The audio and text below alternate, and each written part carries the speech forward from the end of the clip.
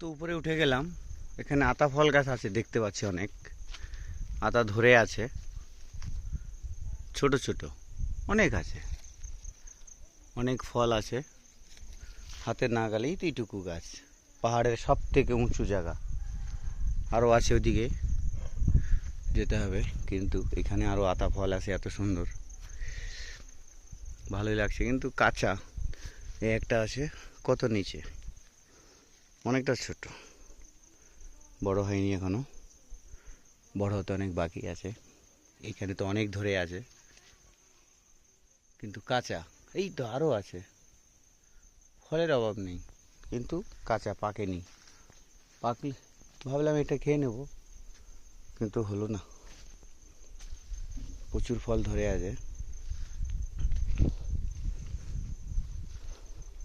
দেখি আরো সামনের দিকে যাই, কি কি পাওয়া যাবে।